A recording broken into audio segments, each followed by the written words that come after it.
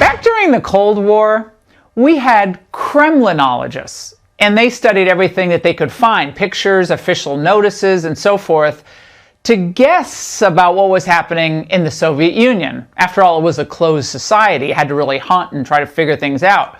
Well, these days, I think we need Bidenologists, given that 95% at least of the time Biden and his campaign are completely closed off to any real questions or scrutiny. But every once in a while, Biden emerges and immediately starts to reveal his real agenda. Some have said Trump's stance is a good one to counter China's influence. Would you keep the tariffs? No. Hey, look, who said Trump's idea is a good one? We're going after China in the wrong way. Well, for the entire 24-hour period that followed that exchange, his campaign and their media allies tried to clean it all up, claiming that Biden didn't really mean what he said on tariffs, that he'd get rid of them. Well, a Biden aide telling Bloomberg yesterday his position is unchanged. He would reevaluate the tariffs upon taking office. He was obviously responding to the notion that Trump's stance is a good one to counter China's influence. Nice try, kids. As if we didn't hear the word no in response to the question of whether he would keep the tariffs. Now, this is also where Bidenology comes in. Stay with me here.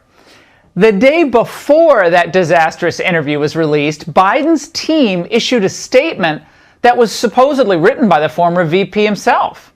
And what that means is that the statement was approved and vetted by his entire economic team. And it included the following key passage. Trump's Phase 1 trade deal with China is failing badly.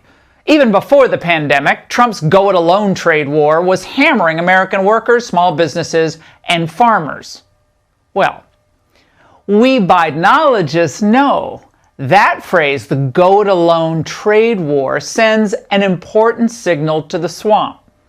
It means that Biden will not use his authority as president to impose tariffs on China, and that he'll lift the tariffs that were imposed by President Trump.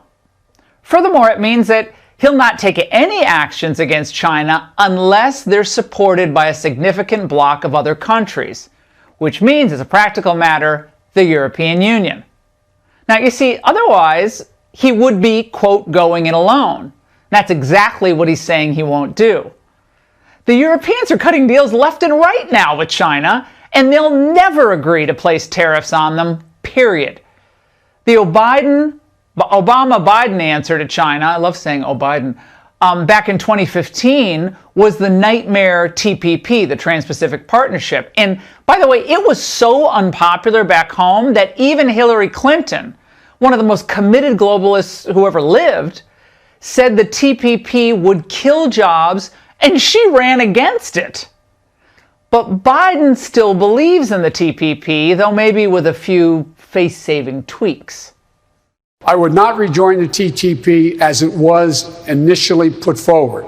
I would insist that we renegotiate pieces of that with the Pacific nations that we had in South America and North America so that we could bring them together to hold China accountable. Oh, what gibberish. He can't even get the acronym right. It's TPP, Joe. And I wouldn't pay much attention to this whole renegotiation language. The other TPP countries would just say, why would we renegotiate something you and Obama already agreed to? And of course, they'd be right. You might see a few little changes here and there to help Biden politically, but then we'd be right back to a big push to join the job-killing TPP. For 8 long years under Obama-Biden administration, American factory workers received nothing but broken promises and brazen sellouts and lost jobs. During the course of the next 4 years, we will bring our pharmaceutical and medical supply chains home. We're going to bring them home where they belong, and we'll end reliance on China. The choice could not be clearer. You have a president in Trump who spent real political capital. He got unending grief in order to get leverage over China. And he forced them to change their ways or face being cut out of our markets altogether. Now, Biden's team has decided to destroy all of that leverage and return to the failed Obama approach of appeasement in trade policy.